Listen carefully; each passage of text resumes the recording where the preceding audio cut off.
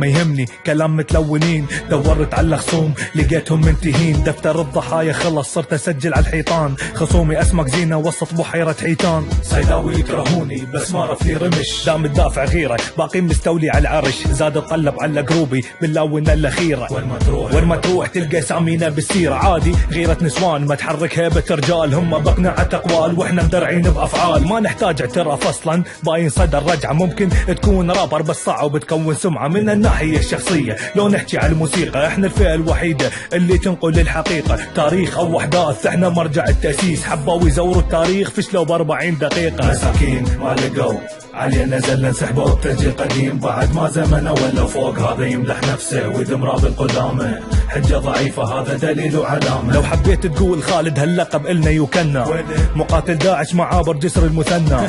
ينتظر ردنا على حر من الجمر، لو كنا بعداد لموت شلون نغني من القبر.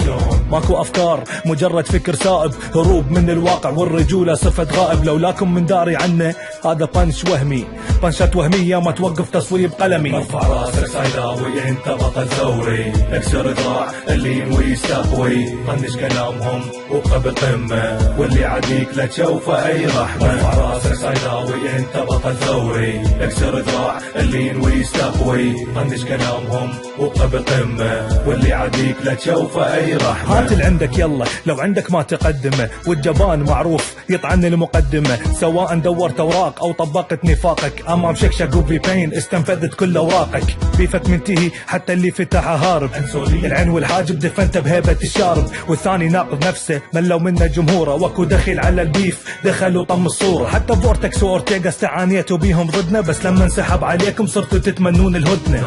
فن الراب يحتاج قوة شخصية، وانتم ما تملكون هالشي حسب رأيي الأغلبية. أسماءنا محفورة بقلوبكم وانتم عادينا، مترقبين على النار أكثر من محبينا. خليناكم مثل مرة غصبوها بلبس النقاب.